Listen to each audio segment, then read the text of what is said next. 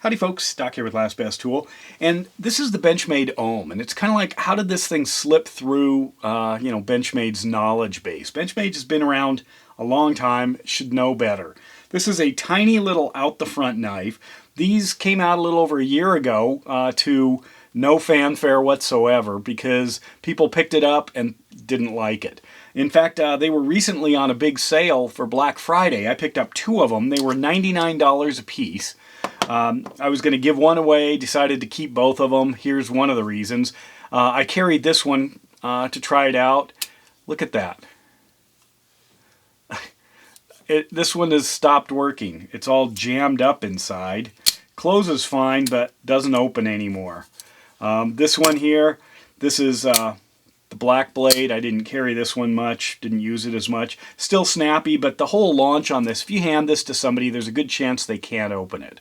They don't realize that they're pushing it to the end. You hit this limit. I'm whacking the end of it. You actually have to find that limit way out there and then push hard again.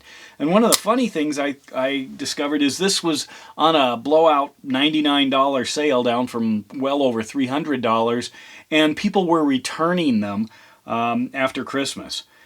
They were back in stock, but not from restock. They were just back because they weren't liked. Very slippery, super tiny, hard to operate, exceedingly expensive. It does have a decent blade steel. When it came out, some people were kind of saying that wasn't a good enough, the S30V. I think it's fine, especially in thinner blades. That's when you really need that super steel. But overall, there are so many better choices. This has seemed to stabilize now at about $179, which is an awful lot of money for a tiny knife that is hard to operate. I've gotten used to it. I'm pretty good at getting it to fire, but like if I just grab it and try it, like right now I cannot fire it. It's going to hurt too much to try to get my thumb in there. I'm going to really have to adjust my grip. And then this one stops working. That's just crazy. So this one's going back to Benchmade. I mean, look at that. Ridiculous. I've had this thing forever. I love it. This is a striker. It's an auto in more the conventional sense. Super beefy. Absolutely no problem. The Infidels basically set the OTF standard. They are an excellent design. You know, they do have the limitations of an OTF, but as far as operating it, you know, you can do this all day long, no problem whatsoever. But what's going on here? Now, Benchmade, to me, has always produced pretty good knives. In fact, many times great knives, but in the fixed blade arena, the worst sheaths in the world, like this guy. This is a water knife, and they thought that for some reason that little nub there was going to hook onto the plastic and wasn't going to wear out, and you weren't going to lose your knife, you know, while you're rafting.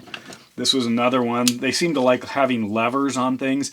What's kind of fascinating to me about these things is they are, if I can get it out of there, they are the kind of the predecessor to the new water knives that Benchmade has as far as blade designs. So all the new blue-handled ones, well, they started a long time ago, and they've slowly been, you know, modified. I've got a few of them, including a folding one. They're great knives. The sheaths were really bad. Obviously, this was kind of a controversial one because of the price of over $500 for a titanium handle. I complained a little, not really a complaint, I was just kind of surprised. This has M390 steel. I said when I did a review on this or a video that this was, you know, I was thinking there would be a better or a different steel. M390 is an outstanding steel. It's just been around since the 1980s. So, you know, it's as old as Benchmade, the company. But it is a good steel. I just figured with such a fancy knife, they'd, you know, try something a little more exotic. They do have the crew wear. That's kind of the Benchmade's newer steel, but it's a CPM Crucible steel, and Crucible's actually, I think, filed for bankruptcy, so I'm not sure what they're going to do there. Of course, the Bug Out was a great knife if you weren't bugging out, apparently.